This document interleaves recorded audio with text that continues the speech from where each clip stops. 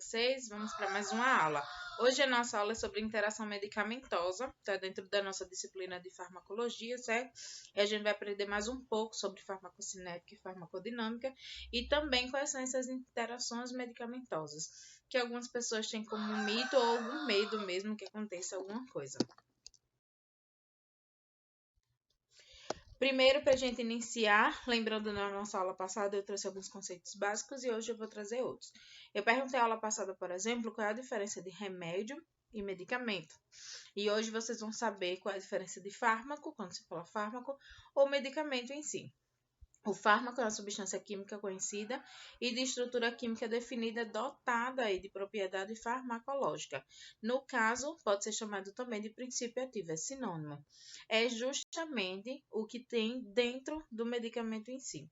Lembra que a gente falou sobre a dipirona e eu disse que a dipirona em si ela não é somente dipirona, o comprimido, o líquido, ou seja o que for, dentro daquele material vamos ter também concentrações de outras coisas, que pode ser de água e outros sais ou vitaminas também.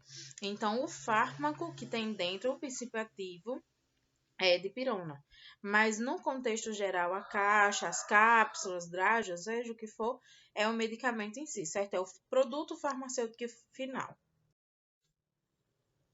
A farmacocinética e farmacodinâmica, eu vou só relembrar alguns pontos aqui para vocês.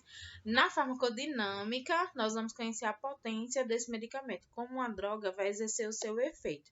Qual a ação que ela tem sobre as células, sobre o nosso corpo, sobre os nossos sistemas.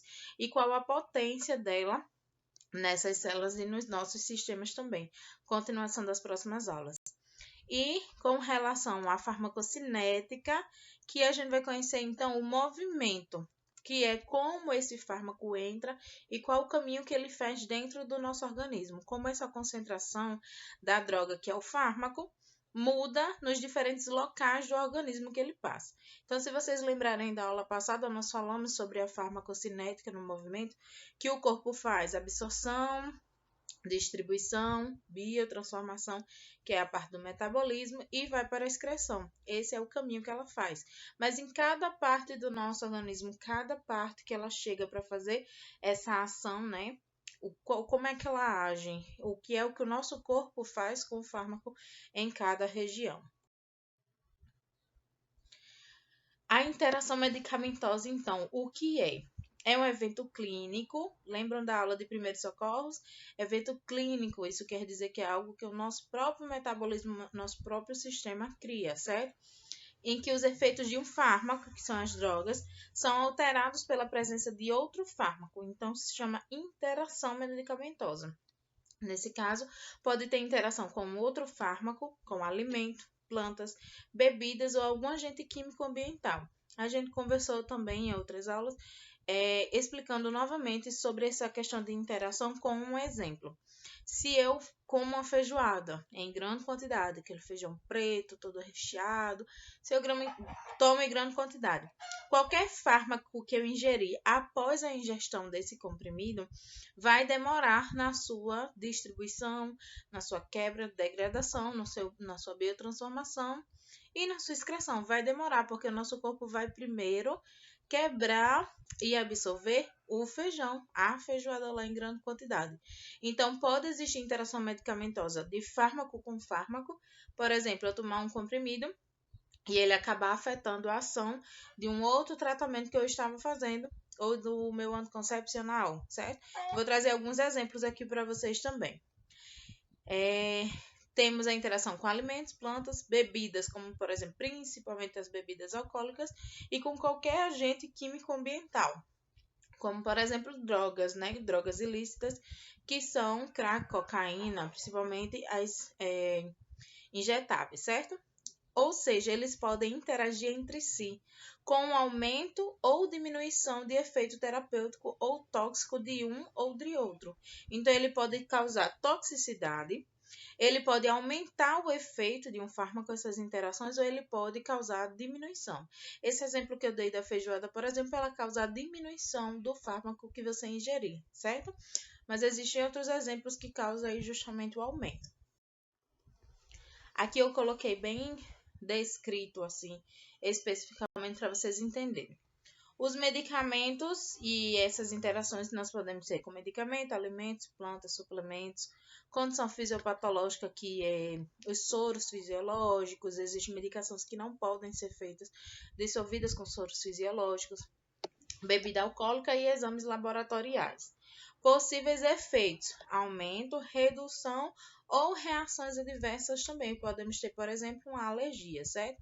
Exemplos: medicamento com medicamento, nós temos como exemplo os antiácidos, que podem diminuir a absorção dos anti-inflamatórios, reduzindo então o seu efeito terapêutico. Por exemplo, quando a gente coloca um antiácido no nosso organismo, ele vai ajudar o quê? A diminuir a azia. Então, ele acaba diminuindo o nosso pH intestinal para que a gente não tenha as reações de azia ou de gastrite inicialmente. Se a gente coloca um anti-inflamatório que ele ajuda a aumentar o pH, eles acabam interagindo entre si e um diminui a absorção do outro. Nesse caso, o antiácido diminui a absorção do anti-inflamatório. Então, não adianta você tomar eles muito perto ou no mesmo dia até mesmo, porque senão vai interagir na absorção do outro. A questão da interação medicamento e alimento. Leite e os alimentos lácteos podem produzir a absorção das tetraciclinas, né? Que a gente nem ouve mais tanto ouvir falar na tetraciclina. E pode diminuir o seu efeito terapêutico. Então, nesse caso, qualquer coisa que você for ingerir de alimento, e principalmente dos lácteos, que é o leite em si, os laticínios, iogurte, queijo, evitar comer perto das tetraciclinas, que são alguns tipos de antibióticos. Por exemplo, a amoxicilina é um exemplo dessas, tá? Medicamento e bebida alcoólica, essa interação. Bebidas alcoólicas podem aumentar a toxicidade hepática do paracetamol. Esse é um dos exemplos, tá? Provocando aí problemas no fígado do paciente, se usado principalmente várias e várias vezes essa interação. Por exemplo, tomei um álcoolzinho no fim de semana e já coloco um paracetamol para dentro para diminuir os efeitos da ressaca. Isso pode afetar meu rim, certo? Lembrando também que as interações medicamentosas causam reações que nem todas são iguais, porque todo mundo acha que a interação medicamentosa só vai diminuir o efeito de um fármaco, mas pode diminuir, pode aumentar, pode trazer toxicidade e pode ser até fatal em alguns casos. Medicamento e exame laboratorial. O tratamento com a amoxicilina, por exemplo, pode alterar o exame de urina, indicando uma falsa presença de glicose na urina. Nesse caso, sempre que for fazer a coleta do sangue, né, para fazer hemograma, por exemplo, ou glicemia em jejum, não pode estar em uso da amoxicilina, certo? Por pelo menos 5 dias. Tem que parar para que não venha uma falsa presença de glicose no sangue. Medicamento planta. As plantas mucilaginosas, como por exemplo a malva, reduzem a absorção laxativas e diuréticas e aumentam a eliminação desculpa. Então, nesse caso, os pacientes que usam hipertensivos que ajudam na fase diurética, quem toma remédio para pressão alta sente muita vontade de urinar, porque o efeito do medicamento é diurético. Nesse caso, esses tipos de planta, elas diminuem o efeito diurético, seguram a urina. Então, pode acontecer do paciente ter um aumento da pressão arterial devido a isso. As plantas indutoras do CYP, a gente vai aprender o que é isso direitinho. É uma enzima. Aumenta a velocidade de biotransformação hepática dos fármacos, que é hipérico. Nesse caso, o fármaco vai muito mais rápido para o fígado. E aí o fígado tem que trabalhar um pouco mais, podendo causar uma malfunção do fígado nesse caso. Mais uma interação é medicamento e a condição de saúde do paciente, né? AINES e pacientes asmáticos vão aumentar os sintomas de asma. E os descongestionantes nasais mais hipertensão aumenta a pressão do paciente. Então, nesse caso, o paciente que tenha algum tipo dessas doenças, juntando com a medicação como essa, como a AINES, e como os descongestionantes nasais, pode aumentar os sintomas da asma, aumentar o fechamento brônquico e pode aumentar aí na hipertensão arterial do paciente.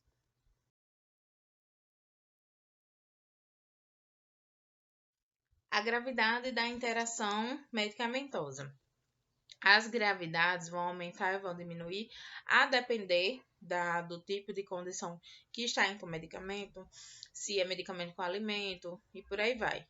Então, existe a gravidade de contraindicação quando os fármacos não podem ser administrados concomitantemente. Isso significa o quê? Que eles não podem ser administrados juntos, de forma alguma, inclusive tendo o risco de morte desses pacientes. Lembrando, gente, que todo médico, todo farmacêutico, na prática, até mesmo nós, enfermeiros e técnicos de enfermagem, aprendemos quais são esses tipos de medicamentos que não podem ser administrados em conjunto, certo? Eu estou trazendo só alguns exemplos para vocês, porque senão seria muito assunto, tá? Tipo de gravidade quando é grave mesmo, a interação pode ameaçar a vida do paciente. Moderada, a interação pode resultar em um aumento da condição patológica do paciente, pode adoecê-lo mais ainda. E uma mínima, a interação pode limitar o efeito clínico, por exemplo, diminuir a ação daquele fármaco. Você vai ingerir parte do fármaco, mas vai diminuir bastante aquela ação. Pode acontecer também, nesses casos moderados e graves, pode acontecer a alergia, por exemplo. A depender do tamanho da gravidade da alergia, você pode justamente ter um choque anafilático, até mesmo o fechamento de glote, parar de respirar e ter o risco de morte, certo? Mas depende também. Tem alguns que só apresentam aquelas placas de coceira também na região da derme, né? Bem superficial. Toma um antialérgico e já passa. Mas vai depender do caso aí, se é grave, moderado ou se é mínimo.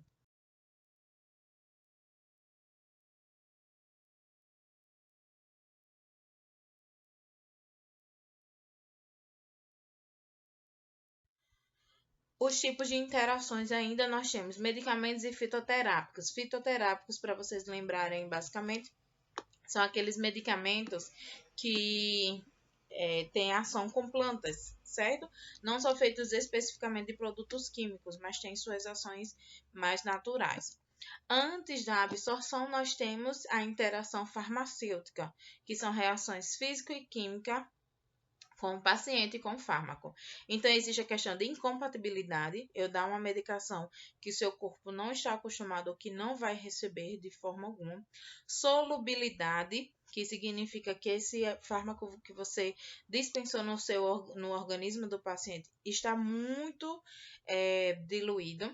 Tem muita quantidade de soro fisiológico ou de água em si, então diminui a ação do fármaco. E estabilidade significa basicamente que na farmacêutica geral o fármaco não vai agir como deveria porque se estabilizou em um local e não vai ser distribuído, excretado, biotransformado. Após a absorção, tem ali a opção de alimentos ou outros agentes, vamos voltar lá para a farmacocinética, né? Depois da absorção, que é o que? Já coloquei na boca, já teve absorção, distribuição, metabolismo, vamos passar pela excreção também. Nós vamos ter justamente interações que vão ser específicas nessa hora da absorção, certo? Só vão acontecer nesse momento, geralmente por causa de interações com alimentos ou com bebidas alcoólicas, drogas ilícitas.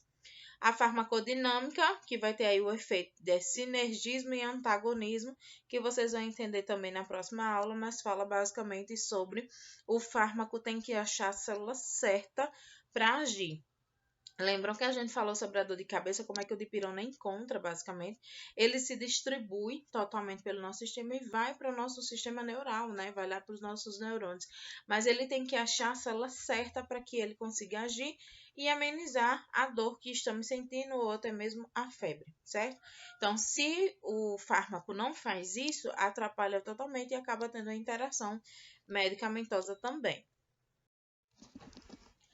Interações farmacêuticas, como eu tinha explicado inicialmente, é chamada de incompatibilidade medicamentosa. Ocorre quando, antes da administração até mesmo do fármaco no organismo, ocorre mesmo antes dessa administração, quando se misturam dois ou mais dele numa mesma seringa, equipo de soro ou outro recipiente.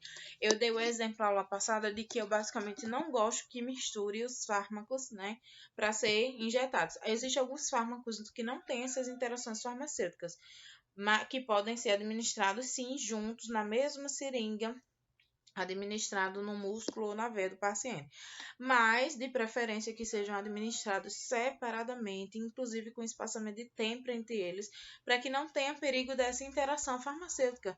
E o que é que pode acontecer nessa interação? Diminuição do efeito de algum dos fármacos, certo?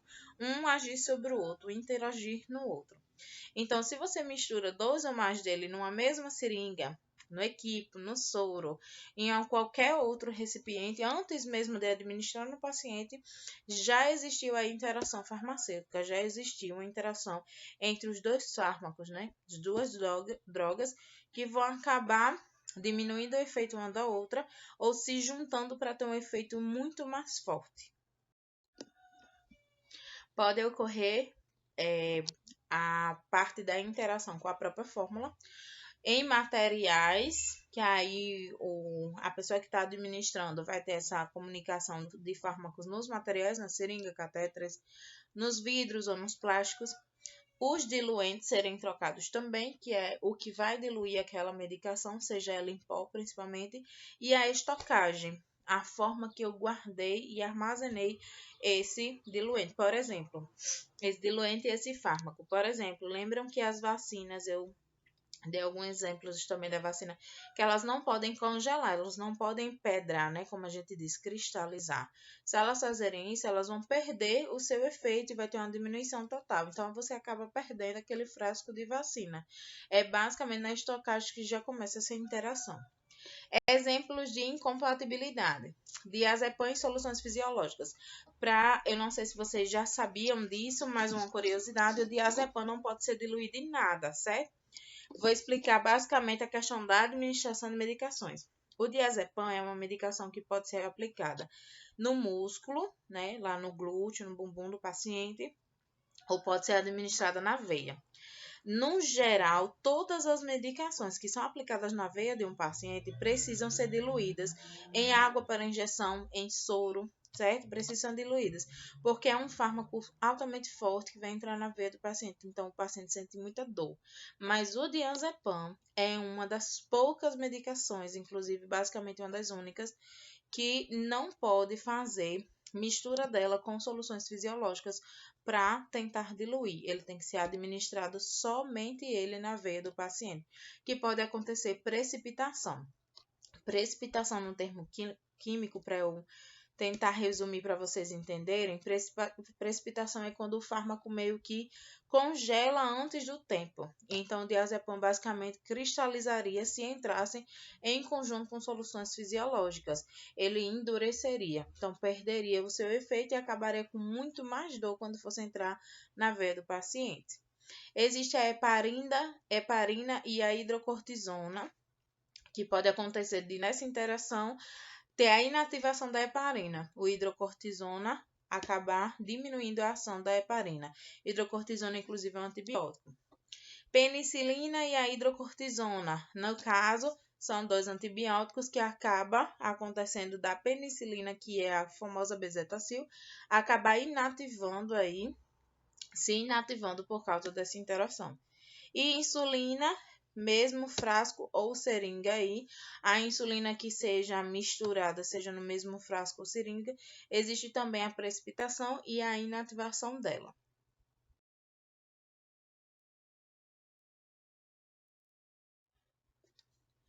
Interações ainda, para entender aqui no esquemazinho, na questão da farmacodinâmica, o que é que o fármaco faz com o organismo. Então, na farmacodinâmica, nós vamos entender a ação do fármaco no nosso organismo. A dose do fármaco administrado lá em cima na parte verde, qual é a dose do fármaco que foi administrada na parte da absorção, qual é a concentração do fármaco na nossa circulação. A dose que foi administrada do fármaco é, por exemplo, 5 ml de dipirona. Nós vamos conseguir administrar aí de forma oral no paciente. Mas qual é a concentração do fármaco nesses 5 ml? A gente aprende um cálculozinho para entender justamente isso, que é bem fácil, inclusive. E a concentração do fármaco no local de ação. Quanto desse fármaco, quanto de dipirona mesmo, de droga em si, foi realmente passada por todo o caminho e conseguiu chegar ao local de ação. Então, aí nós vamos ter o efeito farmacológico do fármaco, que é ele agir sobre a dor, no caso da dipirona, e a resposta clínica, se vai ser tóxico, né? Se vai trazer alguma toxicidade, alguma interação adversa no paciente, ou a sua eficácia. Ele realmente funcionou e deu certo. E na farmacocinética, nós vamos entender o que o seu corpo agora faz com o fármaco. A ideia inversa. No caso, os fármacos aí são distribuídos no tecido, nosso corpo absorve, distribui e elimina o fármaco que foi agora já metabolizado. Então, a farmacodinâmica, a dinâmica da farmacologia é basicamente entender o que o fármaco faz no organismo, qual é a sua ação.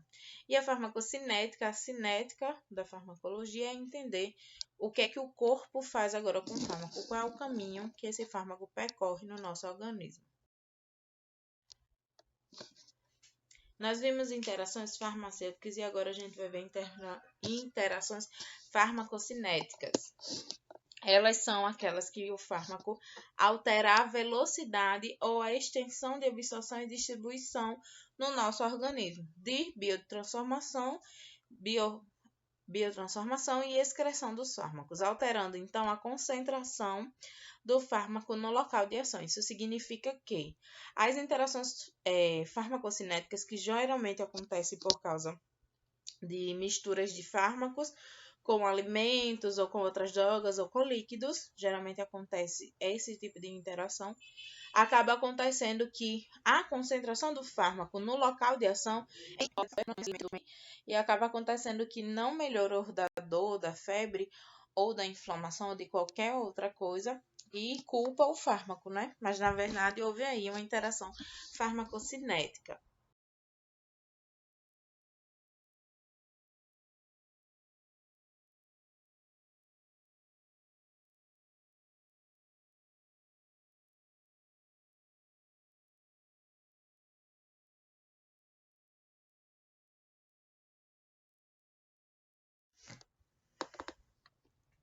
O perfil farmacocinético nós vamos aprender em sala de aula, prefiro, para que vocês entendam especificamente, mas é quando a gente vai entender, resumidamente aqui para adiantar para vocês, é quando a gente vai entender o porquê existem horários específicos para o fármaco, porque existe o início do seu efeito, o pico do efeito e a diminuição agora da excreção, né? A diminuição da intensidade desse efeito. Então, por que o médico passa, por exemplo, um fármaco de 6 em 6 horas, de 8 em 8 horas? Tem tudo isso especificamente. Na absorção da farmacocinética, vai existir a passagem do fármaco do meio externo para a nossa corrente sanguínea, seja ela pela boca, seja ela pelas portas de entrada no nosso organismo, né? Pela boca, intradérmica, intramuscular, intravenosa. Então, vai referir-se à velocidade com que um fármaco deixa o seu local de administração e à extensão com que isso ocorre. Nas interações farmacocinéticas pode ocorrer, então, por causa dessas portas de entrada, alteração do pH gastrointestinal, alteração aí da motilidade gastrointestinal, que é da sua função especificamente, da sua função de aumentar e diminuir quando necessário, ou de jogar e de pegar basicamente o alimento, ou seja, qualquer outra substância que entrar. Alteração na função da mucosa gastrointestinal ou mucosa bucal, porque ela tem a função basicamente de absorção e amolecimento mesmo de alimentos e outras coisas. Então, pode acabar diminuindo isso aí na função da mucosa. E alteração na flora bacteriana, que é de costume do nosso corpo, nós temos as floras normais do nosso organismo e acaba diminuindo essa flora também. Exemplos de interações farmacocinéticas aí com relação à absorção, certo? No processo de absorção pode existir, por exemplo, eu coloquei todos esses exemplos pelo slide para vocês terem noção. Então, eu vou mostrar para vocês aqui, principalmente no agente precipitante, lá embaixo, vocês vão ver rifampicina, ampicilina, tetraciclina, sulfas, cefalotina e cefalexina, que pode afetar os contraceptivos orais, certo? E o que é que pode acontecer se houver aí essa interação? Vai acontecer alteração de flora e menor absorção com falha na contracepção. Isso significa que a rifampicina, ampicilina, tetraciclina, ela pode diminuir o efeito do contraceptivo e a mulher realmente poder acabar ficando gestante por causa dessa interação farmacocinética.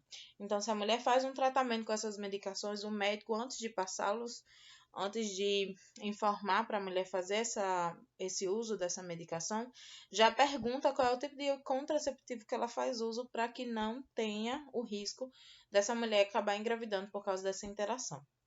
A maioria das interações clinicamente significativas ocorre no processo de absorção, que é quando tem justamente esse processo da quebra do fármaco e eles acabam se misturando muito. Distribuição agora. A distribuição é a passagem do fármaco do sangue agora para os órgãos. Então, ele corre e percorre todo o nosso metabolismo. Dentro de cada compartimento aquoso, as moléculas existem sobre duas formas, seja ela ligada ou livre. Para vocês entenderem de forma mais básica e para não ficar dúvidas, o nosso organismo tem células específicas para receber cada fármaco. Então, nós temos basicamente uma fechadura que a gente diz, porque aí vamos ter o processo de antagonista e agonista. Nosso organismo vai ter células em cada parte do nosso corpo que vai receber uma droga específica naquele local.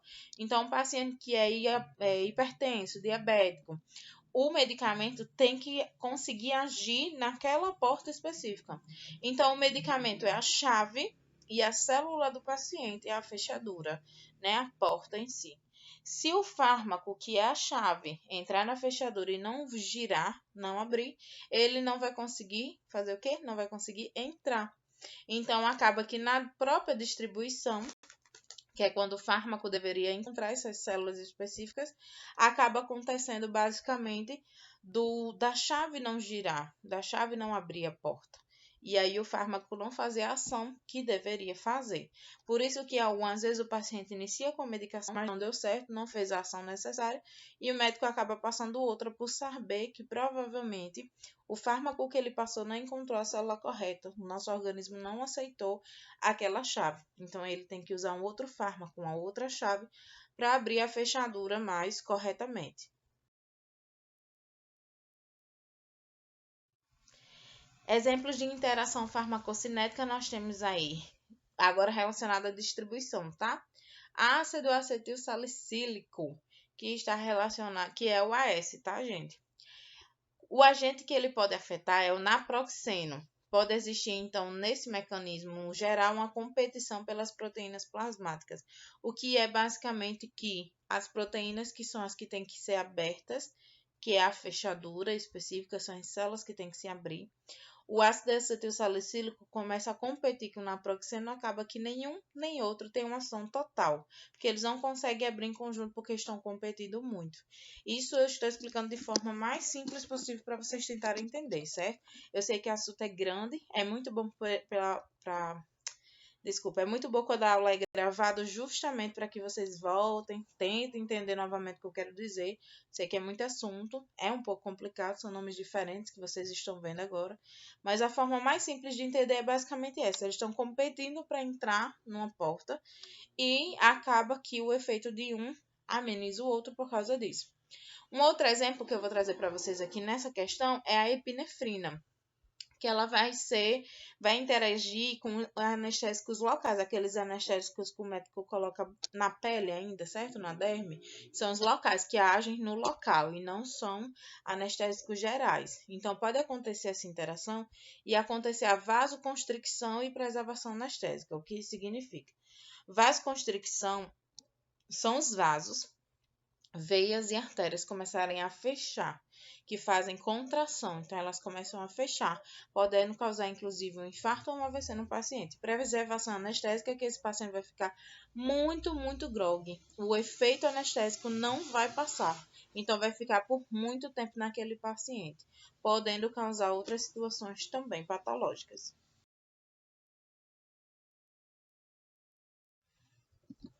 No metabolismo, vai acontecer a biotransformação que ocorre no fígado, como eu já tinha dito, o fígado é o principal órgão biotransformador do nosso organismo, e é uma reação química catalisada por enzimas que transforma o fármaco em ativo ou inativo. Então, existe o princípio ativo e o princípio inativo.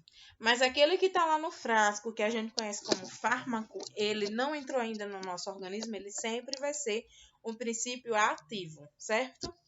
A fração ativa vai circular livremente ou vai estar ligada a proteínas plasmáticas até o receptor, que é a portazinha lá, né? O fármaco é a chave e o receptor é a porta, tá?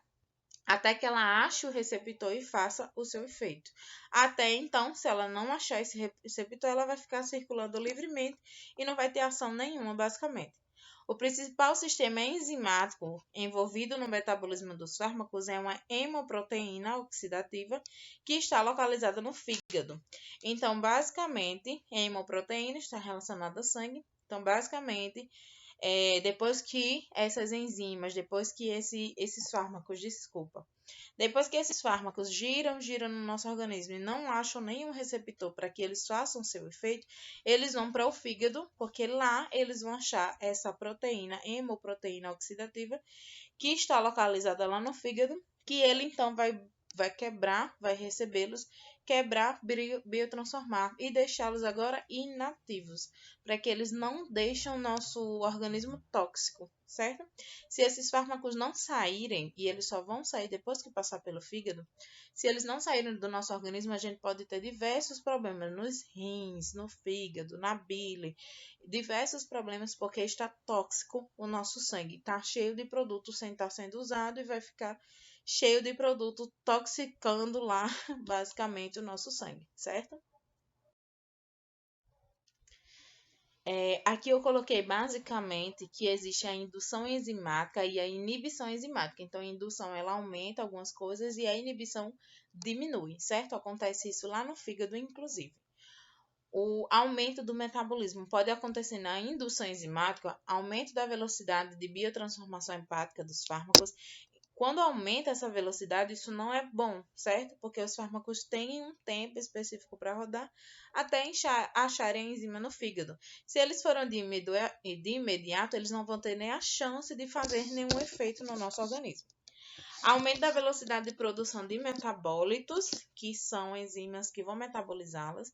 Aumento da depuração hepática, da função especificamente hepática. Diminuição da meia-vida sérica, que é o que acaba, que é a gente lá na bile, que é o que vai acabar ajudando na biotransformação. Diminui as concentrações séricas livres e total, aquelas que estão livres no organismo e aquelas que já tiveram sua ação. Diminuir os efeitos farmacológicos se os metabólitos forem inativos. Então, se os metabólitos já estiverem inativos, que é quando aumenta essa velocidade da biotransformação, os efeitos farmacológicos vão ser diminuídos, porque eles não vão ter mais efeito praticamente nenhum. Exemplo, barbitúricos, que é o fenobarbital, praticamente, o famoso gardenal, hidrocarboneto da fumaça do cigarro, carbamazepina, ingestão crônica e excessiva de álcool, rifampicina e o hipérico são medicamentos que são usados em grande quantidade que podem causar aí o aumento do metabolismo, que é a indução enzimática. Na inibição, então, que é a acumulação basicamente, vai ter a questão da diminuição da velocidade de produção dos metabólitos. Eles nem podem agir de mais nem agir de menos. Então, as duas coisas são ruins para o nosso organismo. Diminuição de depuração total, que é da função hepática. Aumenta a meia-vida do fármaco no soro. Então, isso significa que ele fica muito mais tempo no nosso organismo. Aumenta a concentração sérica dos fármacos livres e total. Aumenta os efeitos farmacológicos se metabólicos forem inativos. E temos como um exemplo de inibição enzimática a ingesta aguda de etanol, que é basicamente o alcoólatra, uso de allopurinol, que é um tipo de medicação, simetina, ciprofloxacino, eritromicina, fluconazol e por aí vai. Fluoxetina, cetoconazol. Essas medicações, inclusive, são bem conhecidas na área tanto de saúde mental quanto clínica. Exemplos de interações agora relacionadas à biotransformação. Nós temos, por exemplo, o Propofol, que é um anestésico não tão forte, certo? Mas ele age aí basicamente no agente que pode ser afetado nessa interação, na alfentanila, e vai causar o retardo da depuração, que é o retardo dessa função hepática. Ciprofloxacino age com a glibenclamida e teofilina e causa inibição enzimática e vai acontecer tudo aquilo. E por aí vai, tá? Eu deixei esses exemplos justamente para vocês terem noção de quais fármacos podem interagir com tais fármacos. Não é todo medicamento que, se tomado com outro, vai acabar cortando ou inibindo o efeito do outro, não, certo? Excreção agora. É a saída do fármaco, o fármaco fez tudo. Ele foi absorvido, distribuído do sangue para os nossos órgãos. Ele foi biotransformado porque os que ficaram lá rodando no nosso sangue sem ter nenhum ativamento, eles foram biotransformados para sair e agora eles vão sair, vão ser excretados porque eles precisam sair do nosso organismo, senão a gente vai ficar com um sangue muito tóxico, certo? Do meio interno para o meio externo agora. Na absorção, ele sai do meio externo para o meio interno. E agora, na excreção, ele sai do meio interno para o externo. A excreção renal é um dos principais mecanismos de eliminação de 25% a 30% dos fármacos. Então, de 25% a 30% dos fármacos normais que você ingere, a maioria deles vai sair aí pela urina, certo? As fezes eliminam fármacos ingeridos por via oral que não foram absorvidos ou metabólitos excretados pela bile ou secretados diretamente no trato gastrointestinal. Então, são fármacos que eles demoram um pouco mais da sua ação e tem também mais aumento de ferro, de hemoglobinas, alguns fármacos específicos que precisam ser excretados pelas fezes. Alguns fármacos são excretados pelo leite materno ou excreção pulmonar, que são os gases anestésicos que podem sair pela nossa excreção pulmonar normal. Como exemplo desses que são excretados pelo leite, nós temos, por exemplo, as medicações que são de uso para a saúde mental, principalmente os pães da vida. Diazepam, clonazepam, alprazolam, bromazepam. Essas medicações elas podem ser excretadas pelo leite materno e por isso que a mãe que faz uso dessas medicações não pode amamentar ou, de preferência, na verdade, não tomar as medicações, amamentar o seu filho até os 6 meses e só depois que ele parar de se amamentar é que você volta com as medicações. Essas são as principais, tá? Mas existem várias outras que são excretadas pelo leite e eu não posso dar diazepam a um bebê, né, gente? Então, se sai pelo leite, essa mãe não pode amamentar, certo?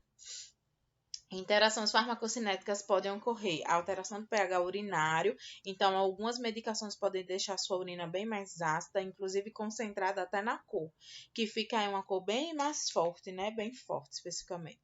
Alteração na excreção ativa tubular renal, que aí os rins fazem essa ativação mais nessa tubular renal, que é a principal de excreção do rim, e aí vai ter essa alteração. Então, pode acabar que o rim tem uma diminuição da sua função.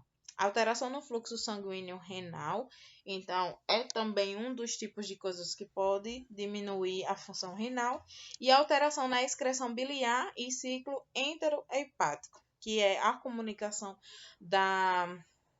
do fígado com os rins, da bile com o fígado e por aí vai.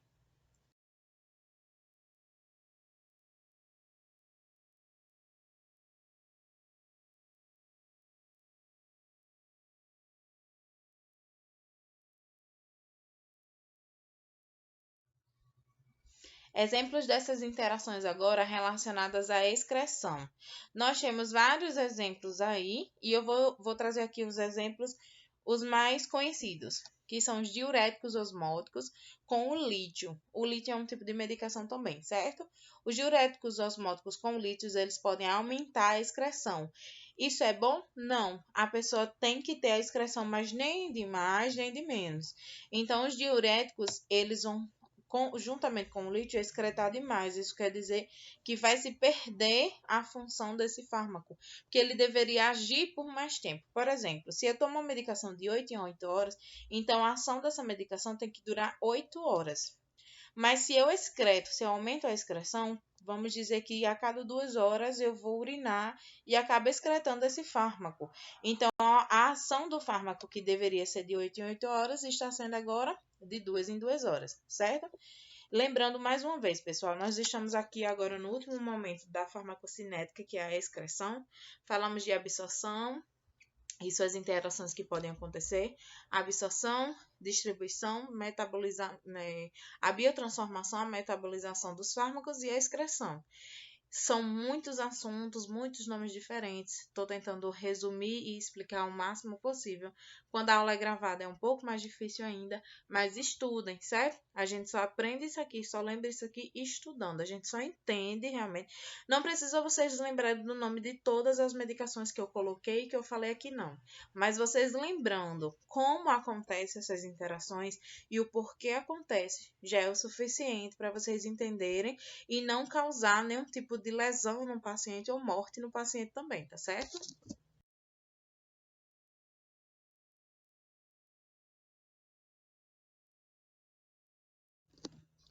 As interações medicamentosas, existem fatores relacionados também com o paciente. Por exemplo, o paciente tem insuficiência cardíaca e pode existir aí interações de medicamentos cardíacos com outros tipos de medicamento.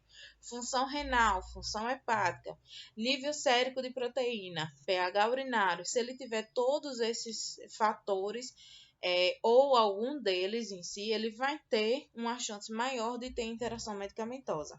Existem também fatores relacionados com a administração agora do medicamento. Posologia, como está sendo administrado, que horários está sendo administrado e qual a quantidade do fármaco.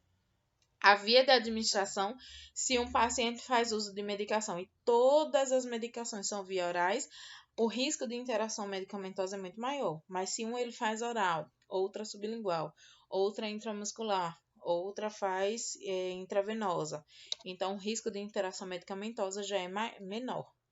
Duração, que é a duração que está sendo feita essa administração. Se tem um medicamento na veia dele por 24 horas ou se tem por algum tempo, já diminui a interação também. E a dosagem, que é a quantidade de miligrama que é feita do fármaco no organismo do paciente. Como reduzir o risco de interações? Atenção especial aí com fármacos com estreita janela terapêutica ou que necessitem de concentrações sanguíneas controladas, anticoagulantes, antidiabéticos, antiepiléticos, antihipertensivos. O que é estreita janela terapêutica?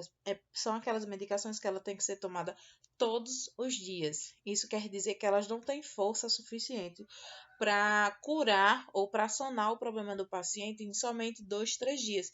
Elas têm que ser tomadas todos os dias e geralmente para o resto da vida dos pacientes. Então, essas medicações têm risco maior de existir interações medicamentosas. Então, a gente sempre vai ter cuidado e atenção. Medidas práticas agora para nós, quanto equipe de enfermagem, que a gente pode fazer para reduzir essas interações e diminuir os riscos com os pacientes, tá? Existem situações e atividades relacionadas à nossa assistência que precisam ser repensadas e renovadas e precisam também ser revistas por cada um, porque cada paciente é diferente e tem uma necessidade diferente. O planejamento dos horários de administração dos medicamentos na prescrição e os intervalos também entre os medicamentos precisam sempre ser revistos, né? Se não está dando certo ou se está dando certo, a gente vai mantendo, a gente vai observando se o paciente faz uso dessas medicações que precisam ser tomadas todos os dias. Então, sempre atento aos horários e à necessidade de cada paciente que a gente observa.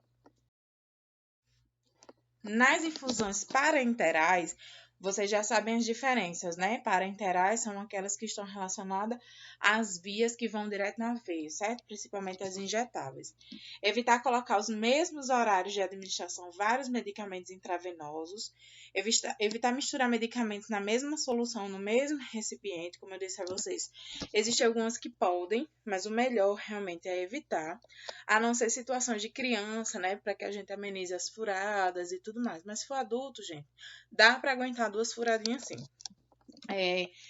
Evitar administrar nos mesmos horários medicamentos que possuem os mesmos efeitos tóxicos, como aminoglicídios ou anfetericina, que vocês só vão ver mais se tiverem unidades hospitalares de referência.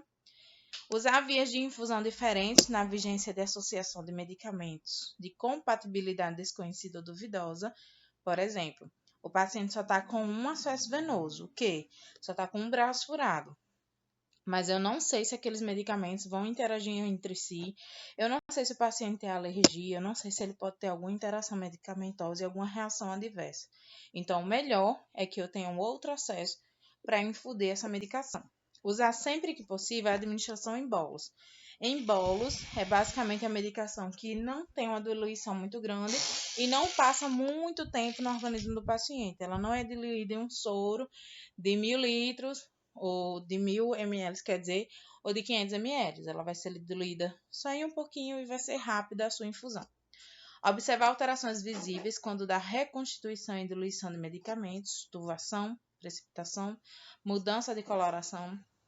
Lavar os dispositivos de infusão com soluções neutras se houver necessidade de administração de vários medicamentos na mesma via.